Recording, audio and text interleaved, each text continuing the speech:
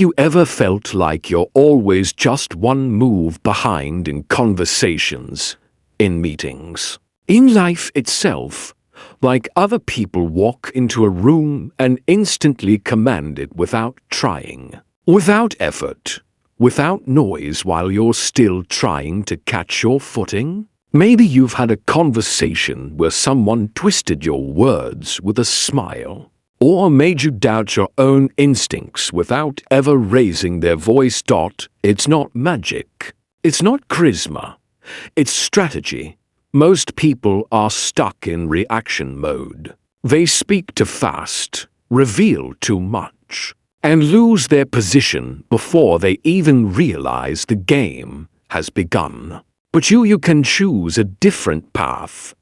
There's a quieter kind of power, one built not on manipulation, but on discipline, clarity, restraint. A power rooted not in controlling others, but in commanding yourself. What if you could read someone's intentions before they even spoke a word? What if you could shift the balance of a room without ever raising your voice? These aren't tricks. They're not hacks. They are principles. Timeless, unshakable, forged in the fires of Stoic wisdom. If you're tired of being moved by the world and ready to move through it with clarity and purpose, stay with me. Because these 6 insights will reshape not only how you understand power, but how you carry it. Rule 1. Master emotional stillness. Have you ever watched someone unravel in real time? Right in the middle of a conversation, their tone changes. Their words stumble. Their voice rises. They aren't gaining power, they're giving it away. They've just handed over control of the room. In every argument, every negotiation, every power dynamic, the one who controls his emotions controls the outcome. Not because he shouts the loudest, but because he stays grounded while others spiral. This is where true Stoic power begins. With the realization that emotions are not truths, they are impressions, fleeting sparks, waves on the surface of the mind. A wise person doesn't suppress emotions, he commands them. He observes them, but does not bow to them, because a man led by anger, by impulsive reaction, by the need to explain or defend, is a man ruled by others. He becomes a puppet with far too many strings. Raise your voice in anger, and you may feel strong for a moment, but what you've really shown is your weak point. You've confirmed that someone else now owns your internal state. And that is not mastery. That's surrender. Emotional reactions are predictable. And what is predictable is vulnerable. The moment someone knows they can provoke you, steer you, knock you off balance, they don't need to defeat you. You'll do it for them. Think back. When was the last time you were drawn into an argument? Someone insulted you, questioned your worth, mocked your effort, and you reacted. Maybe you raised your voice. Maybe you snapped back. Did it bring peace? Or did you walk away feeling small, off-centered, disrespected? You were pulled into their frame. You stopped acting from principle and started reacting to provocation. That's how most people lose, not on a stage, but in their inner world. The Stoic, however, waits, observes. He sees insults as tests and anger as a trap. He knows that silence can say more than 1,000 words. Imagine this: someone stands in front of you, trying to provoke, to stir chaos, and your pulse stays calm. You speak little. You smile slightly. You don't chase their fire. You don't dance in their storm. You simply stand still, let them burn out. Let them flail in their own fire while you remain unshaken. That is what real power looks like. That is true control. Some people will tell you that showing emotion is important, that it makes you relatable, that it builds connection. And they're not wrong if you control when and how to reveal it. But if you bleed your emotions out every time someone presses your buttons, you don't become more human, you become predictable. And what is predictable is controllable. A man who can be read too easily is a man who can be played too easily. In a Stoic life, emotional restraint isn't about being cold, it's about preserving your center. Marcus Aurelius reminded himself each day, you have power over your mind, not outside events. That's not just poetic. That's a strategy, because the world will constantly pull you, provoke you, test your edges. People will insult you. They'll misunderstand you. They'll try to shake your composure just to see if they can. And every time they do, you face a choice.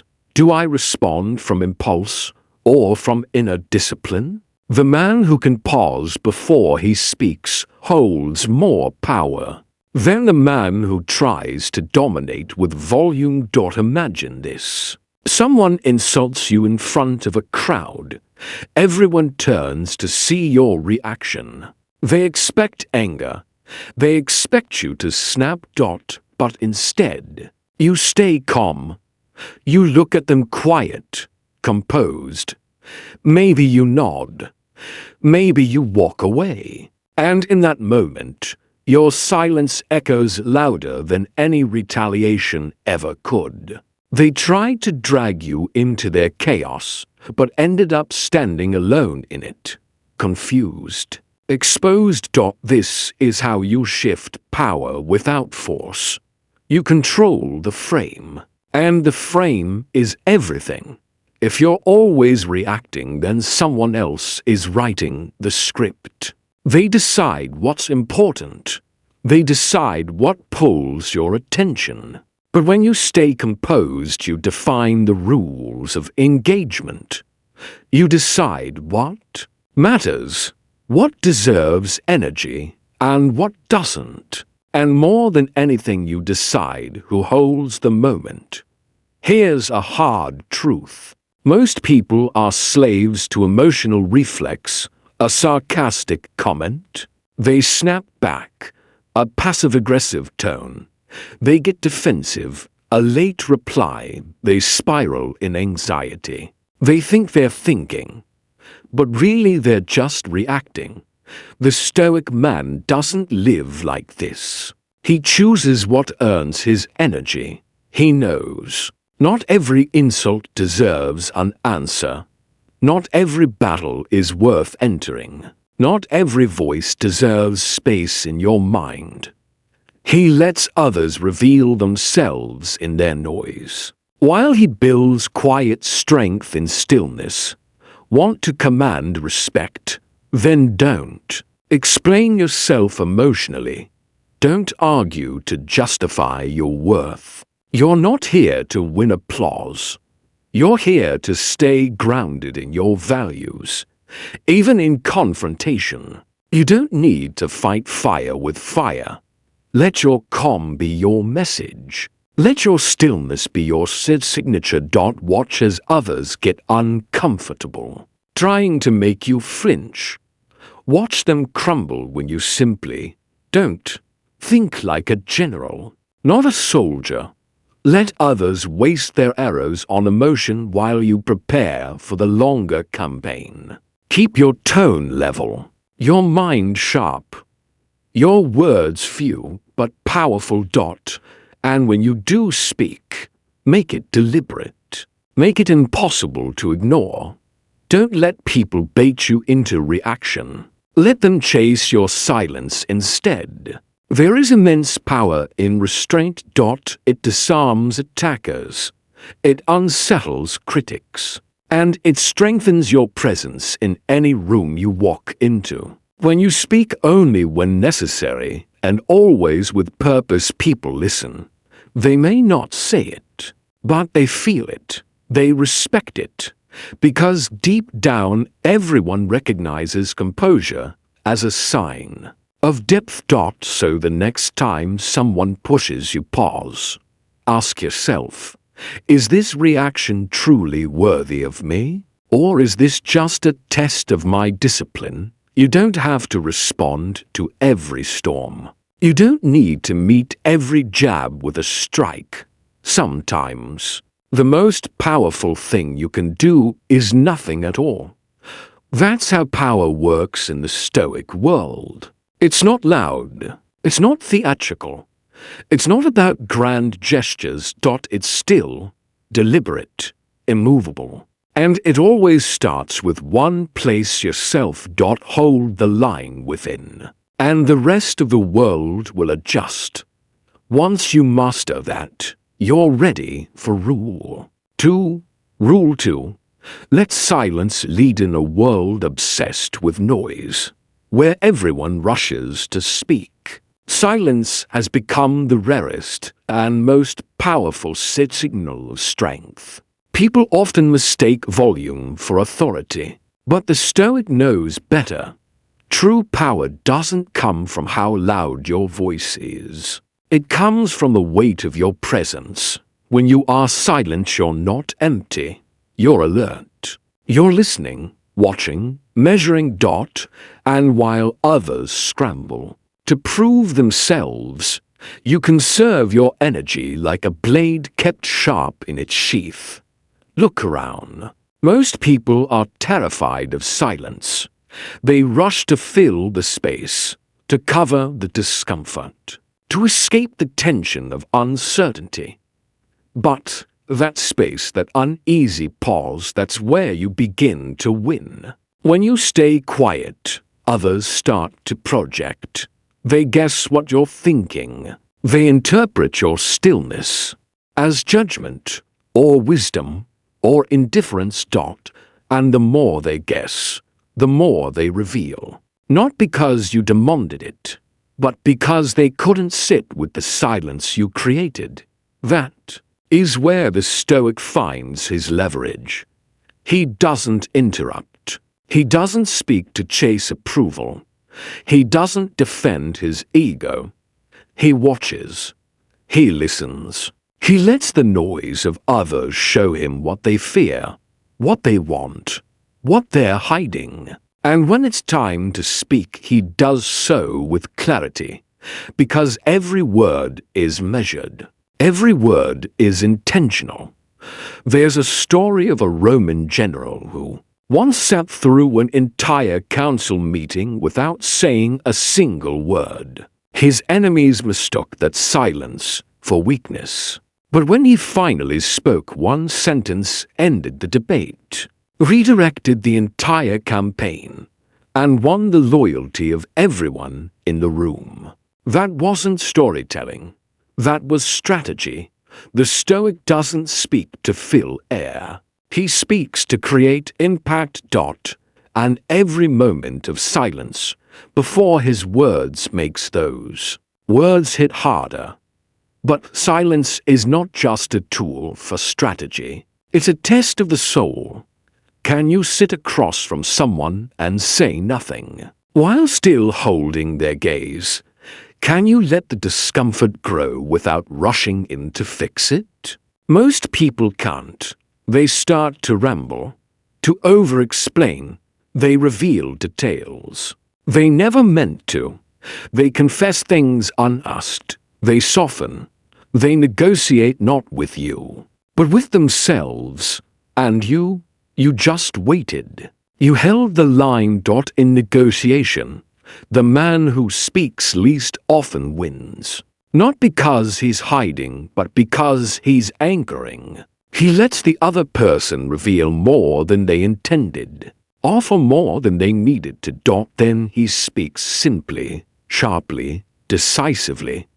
That kind of restraint. That's power. That's persuasion built on discipline, even outside of high-stakes conversations. silence still holds incredible value. In a business meeting, pausing after a question shows you're not desperate to impress. In an interview, a moment of quiet signals confidence, not confusion. And in everyday conversations, a man who speaks less is often valued more. Why? Because people sense he isn't grasping for validation. He isn't trying to be liked. He has nothing to prove. That's what makes silence sacred. It reflects inner sufficiency. Because when you don't need to respond to everything, when you don't flinch at every comment, people feel it. They notice. They adjust. Suddenly, they pause. Before speaking to you, they lean in. When you do speak, they wait for your perspective. They watch your reactions closely. And when they get nothing in return, no reaction, no shift in posture, no flinch, they begin to question themselves. The Stoics taught us control begins within, and silence, not just any silence, but intentional. Stillness is one of the purest expressions of that inner command. It's not passivity. It's not weakness. It's not retreat. It is strategy. It is posture. It is discipline. It silently says, I know who I am. I know what matters, and I don't need to perform for your understanding. Here's the deeper truth. When you're always talking, when every thought gets externalized, you become ordinary. Predictable. Exposed. Easy to access. But when you speak with restraint, when your words are rare and deliberate, you become rare. And in this world, rarity commands respect. Let your voice be something others earn, not something that leaks into every room. Speak as though each word costs energy, because it does. Let others come to you. Let them wonder what you're thinking. Let them work to hear your perspective, because whatever is scarce automatically becomes valuable. Silence isn't absence. It's contrast. It gives shape to your words, weight to your presence. Without it, your voice becomes background noise. But with it, even a single phrase can change the entire atmosphere. The goal isn't to be mute. It's to be measured. To know that timing matters as much as content. And when you finally speak after holding silence like a blade unsheathed at just the right moment, your words land like thunder. Unforgettable. So train yourself. Learn to stay still in rooms that crave sound. Let others stumble over their need to be heard. Let them fill the silence with noise and need. While you remain composed, grounded, unmoved. And when you do speak, make every word count. Speak like you're choosing arrows in battle. Because this isn't just conversation. It's strategy. It's composure. It's dominance through stillness. When you master silence, you no longer need to convince, you command. And from that position of calm strength, you're ready for the next Stoic rule. Rule 3. Be strategically misunderstood. There is a kind of strength that doesn't announce itself. It doesn't demand attention. It doesn't try to impress. It watches, quietly, patiently, letting others talk. Letting others guess. Letting others assume control while it controls everything from the shadows. This is the art of psychological misdirection. A Stoic's quiet weapon forged in perception, sharpened in restraint. And let's be clear, it's not deception. It's discipline. The discipline to remain unreadable. The discipline to hold back just enough truth that others fill in the blanks on their own. And in that space between what they think they know and what's actually real, you take control. Most people walk through life like open books. What they feel shows up on their face. What they believe spills out in every sentence. Their strengths, their fears, their desires all laid bare. There's honesty in that. But there's also vulnerability. Because anything predictable can be manipulated. Anything transparent can be outmaneuvered. The Stoic sees power not just in what is shown, but more importantly, in what is held back.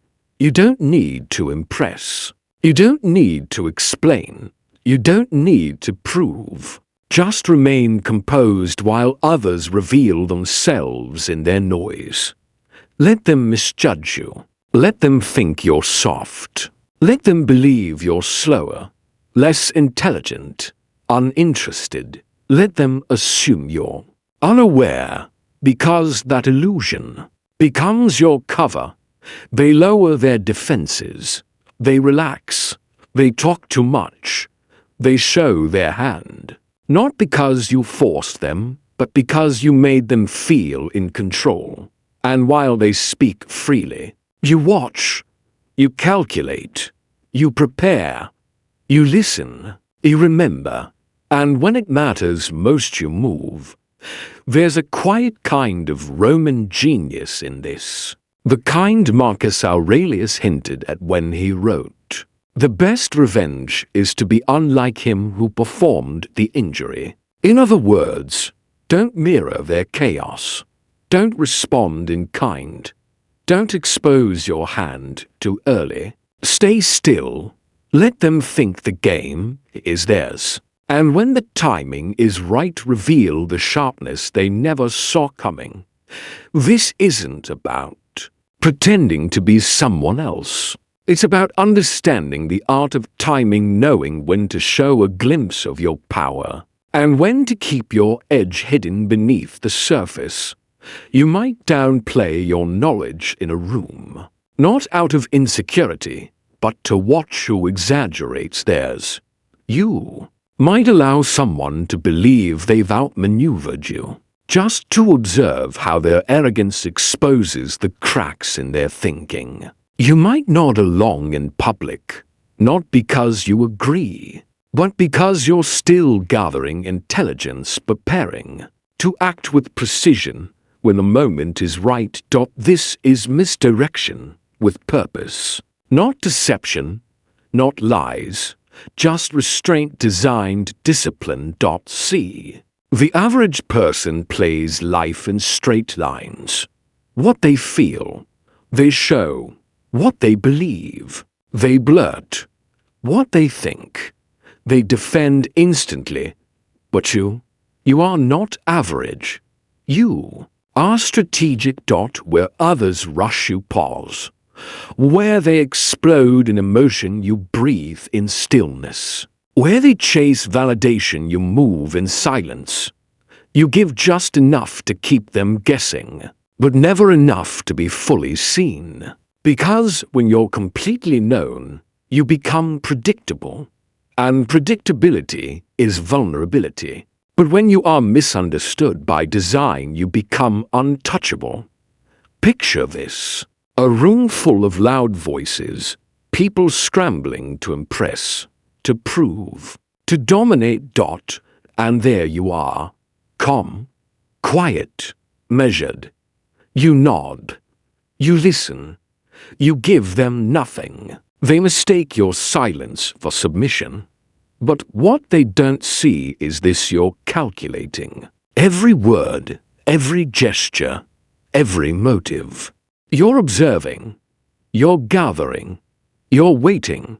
And when you finally speak, your words cut through the room like a blade. Not because they're loud, but because they're precise.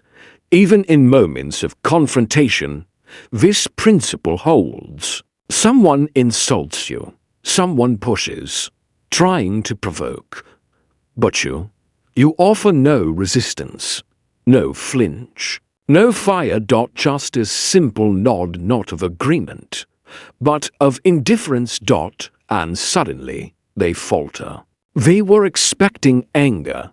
They prepared for rage. But instead they find themselves facing composure so unshakable. It shakes them. That doubt, it spreads. That hesitation, it slows them down. And that moment of delay is all you need to regain position, reclaim control, or execute your strategy. This isn't manipulation. This is the Stoic art of impression mastery. It's not about pretending. It's about withholding just enough so that others walk themselves into the wrong assumptions. And by the time they realize the truth, you've already made your move. You've already positioned yourself. And they're too late to catch up. In a world obsessed with being seen, your power lies in being unreadable. Let them talk. Let them underestimate you. Let them believe they've won. You're not in a race for recognition. You're playing for something higher. Timing, precision, and position. The Stoic knows. You don't need to dominate every interaction. You don't need to chase applause or clapbacks. You only need to remain patient, purposeful, perfectly unreadable. Let them keep revealing themselves. Let them keep assuming. And while they chase control, you hold it. You watch. You prepare. You wait.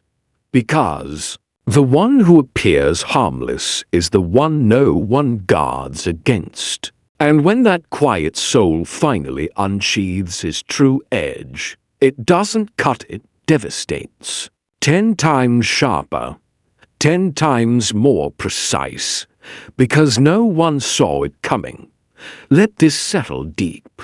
Power is not always about presence. Sometimes it's about absence, about what you don't say, what you don't show, what you refuse to explain. It is in that sacred space that clarity emerges. And in that clarity you gain an advantage no performance could ever earn. Now step forward. Rule 4. Turn absence into strength. What is seen too often loses its weight. What is always available fades into background noise. In a world obsessed with constant presence, the rare man becomes unforgettable. Scarcity, when practiced with Stoic intention, is not aloofness. It's not detachment for show. It is a deliberate discipline. It speaks clearly without uttering a word. My time, my energy, my presence, these are not obligations. They are investments. Most people give themselves away too easily, too often, too carelessly. They respond to every ping.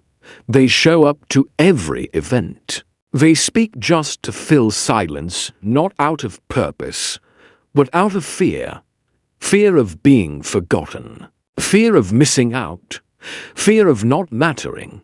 They confuse constant visibility with lasting influence. But what they actually create is predictability, and in the Stoic world, what is predictable becomes powerless. You don't need to flood the room to be remembered. In fact, the less they see you, the more they feel your absence. That absence, when chosen with intention, becomes a force. It makes people wonder. It makes them notice. It makes them ask questions they never would have thought to ask if you had always been there to answer. And here's the secret. People project value onto mystery. When you give them just enough, when you speak rarely, but precisely, they start assigning power to you. Not because you claimed it, but because they filled in the silence with reverence. Why does this principle work? Because untrained minds are drawn to what feels scarce. It's human nature. We chase the rare. We value the limited. We crave what we can't easily grasp. So, when you become selective with your attention, your replies, your appearances, you stop living by other people's demands and start living by your own priorities. That's not avoidance. That's alignment. Picture this: a room full of people racing to be heard. Everyone pitching ideas, talking over each other, grabbing for space. And then there's one man, silent, still, observing. He waits. He speaks last. But when he does, the room goes quiet, not because he's louder, but because they've been waiting. Because his voice carries weight, not volume. That's the effect of intentional absence. It sharpens your presence. It makes your words feel like decisions, not decorations. Remember this. Absence without purpose is neglect, but absence with clarity is power. As Epictetus warned, if you want to improve, be content to be thought foolish and stupid. Why? Because it means you've stopped chasing perception. You've withdrawn from the performance. You've left behind the exhausting game of being seen by everyone just to feel like someone. That withdrawal, when done with intent, makes your presence sacred. And here's where it gets even more powerful. Scarcity doesn't just shape perception. It teaches people how to treat you. If your time is always available, if your boundaries are always soft, then people treat your energy like it's disposable. They cancel. They delay. They interrupt. Why? Because you've trained them to believe there is no cost to disrespecting your presence. But when you set limits, when you pause before replying, when you speak only, when it matters, you train them differently.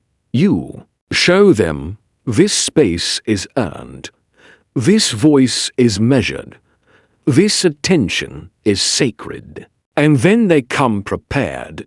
They weigh their words. They listen with intention.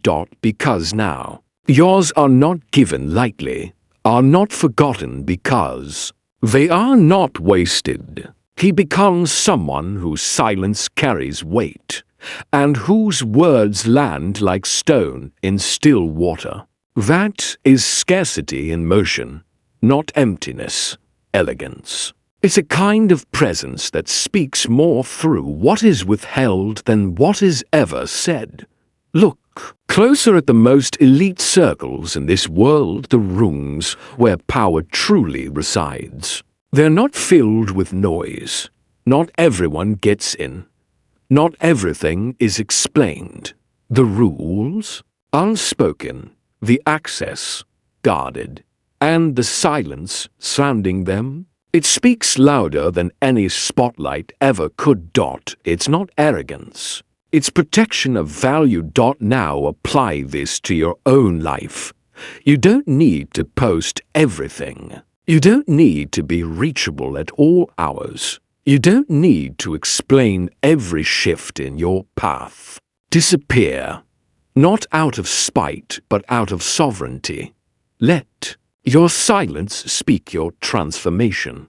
Reappear not out of desperation, but with precision. Let your presence feel like an event, not a habit, not a routine, a signal. I do not move with noise.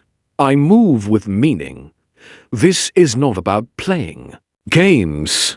It's about training the world to understand your time is sacred, your focus is not fractured, and your attention is not for sale. When people begin to realize that you move on your own schedule, that you're not chasing proximity or permission, something shifts. They stop assuming access. They start earning it. And most importantly, you start protecting your own inner economy. You stop sprinting toward visibility and start walking with intention toward what aligns with your deepest standard. You don't dilute your presence, you refine it. Let others scatter themselves in the endless quest to be seen. Let them chase noise and applause. You stay still, stay quiet, let them wonder. And when you move like thunder that nobody heard coming. Because in a world drowning in noise and exposure, the man who is rare becomes revered. Let this settle in your chest. Like stone, you don't need to be seen by everyone. You need only to be remembered by the right ones. And now, having mastered scarcity, you are ready to uncover the next rule of unshakable power. Rule 5. Lead quietly through reflection. There is a kind of strength that doesn't shout, doesn't flex, doesn't impose. It moves like water, subtle, patient, unrelenting. This is the power of mirroring, of calibrated alignment, of leading without force. The Stoic knows true influence rarely comes from domination. It comes from making the other person feel seen and letting them believe the shift was their idea all along. People trust what feels familiar when your rhythm matches theirs, when your energy mirrors theirs, when your pauses land. Where they would pause, something inside them softens. They lower their guard. They feel understood. And once someone feels seen, you've crossed a threshold that no argument could ever unlock. The Stoic doesn't win minds through debate.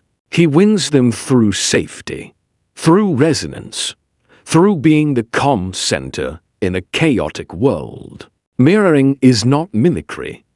It's awareness in motion. It starts with deep observation. How do they sit? How do they phrase ideas?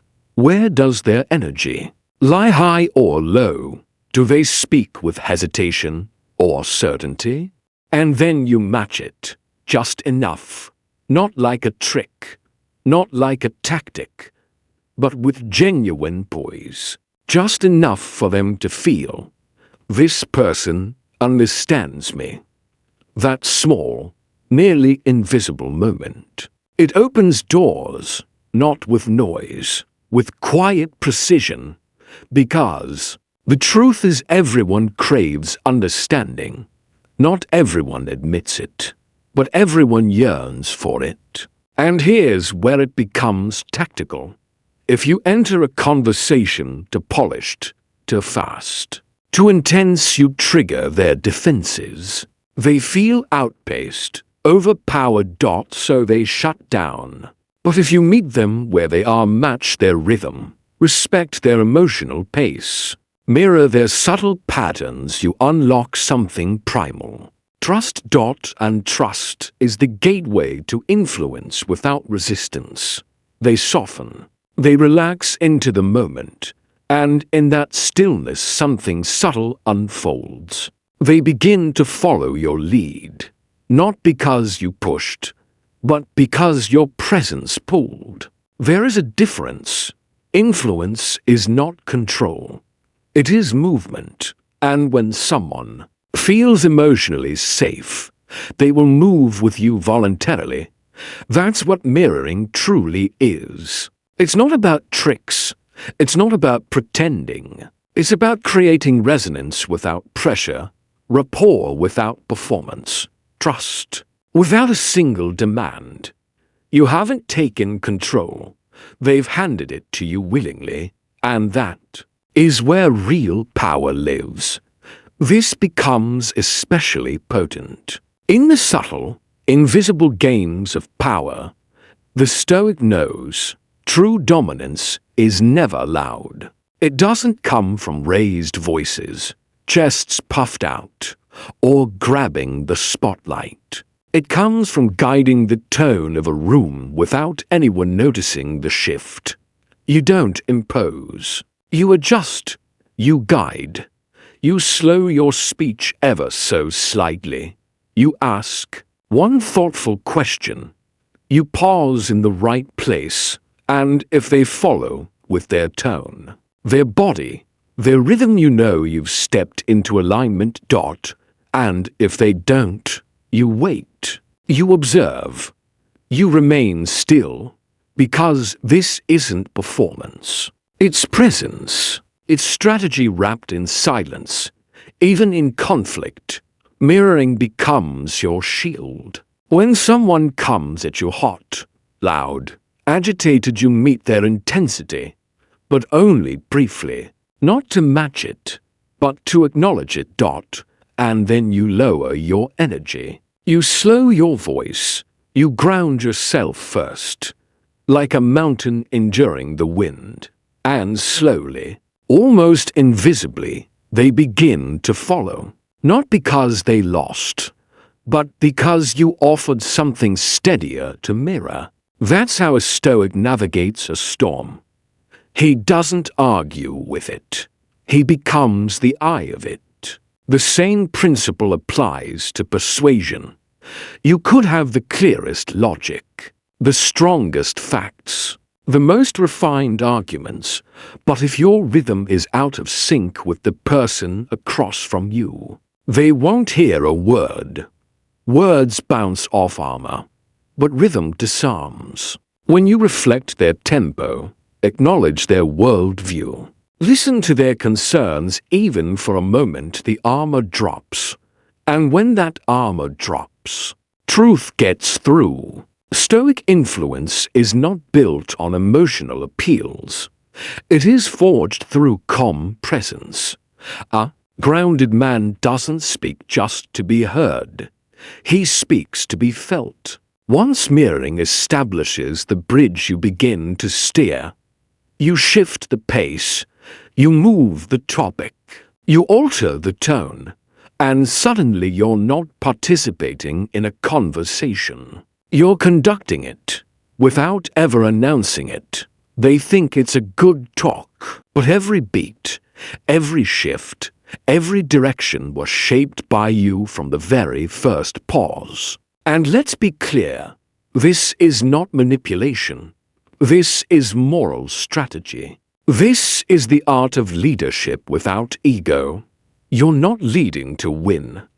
You're not guiding for dominance. You're doing it because calm, clarity, and connection are more effective than noise, volume, and pride. And here lies a deeper Stoic truth. People rarely remember exactly what you said, but they will always remember how they felt in your presence. Mirroring is not about being liked. It's about being aligned. And once alignment is felt, trust is born, even if they can't explain why. That's when influence becomes effortless. You don't need to argue. You don't need to win. You simply stand in quiet authority, and others walk beside you without knowing they chose it. The Stoic doesn't need to be the loudest voice. He doesn't need a title to lead. He shapes the atmosphere without claiming credit for the weather. He becomes the still point in the chaos, the one others lean toward without understanding why. So next time you enter a conversation, don't rush. To be heard, watch, listen, mirror, guide. And remember, when you master the rhythm of others, you begin to shape the flow of everything. Rule 6: walk away with clarity. Power doesn't always announce itself. It doesn't need to slam the door. Sometimes it just quietly disappears. And the silence it leaves behind becomes a storm no one forgets. The Stoic man understands. Strength is not always shown in staying. Sometimes, true power is the calm, unshaken decision to leave. He doesn't need control because he already carries it within. He's not attached to outcomes. not desperate to be heard, not clinging to anything that violates his values. He walks into rooms knowing one thing: if this no longer serves my path, I will leave without noise. Most people can't do that.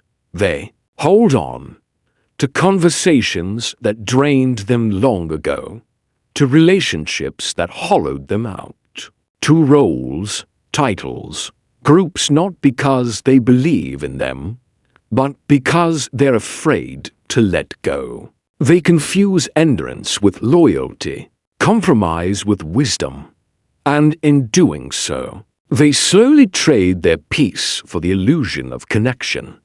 That's not resilience. That's quiet desperation dressed up as patience. But the man with inner clarity, he doesn't beg. He doesn't explain. He exits, not with rage, not with vengeance, but with silence, the kind that shakes walls. His absence causes more reflection than any monologue could. The deal that wasted his time dropped. The argument that spun in circles abandoned.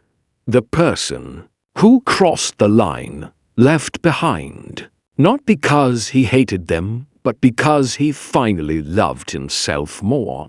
And that absence, it becomes pressure.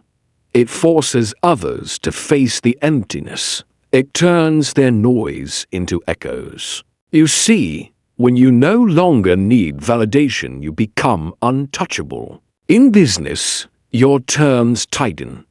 In relationships, your value multiplies. In life, you move like someone who answers only to his highest self. And when others realize you're willing to walk away suddenly, your presence commands reverence. This is not about pride.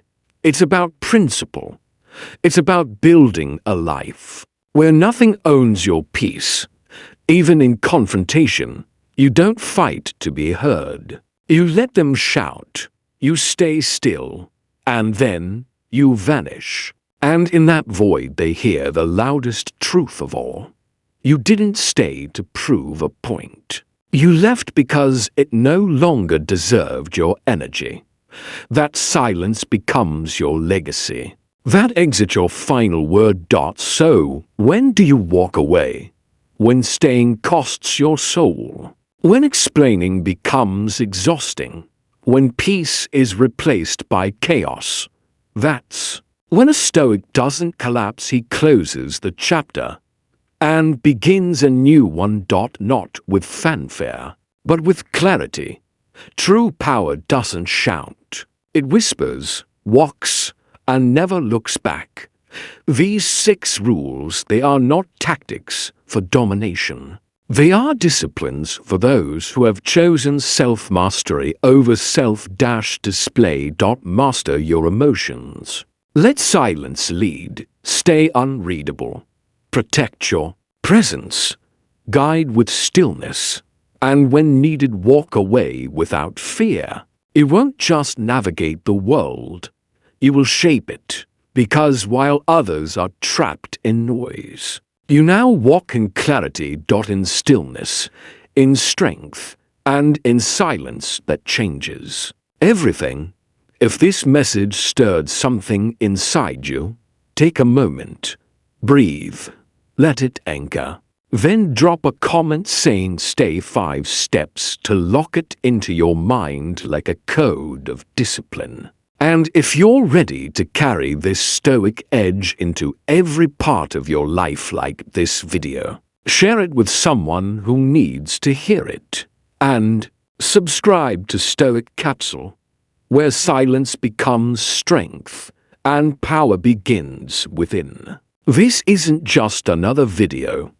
This is your next chapter.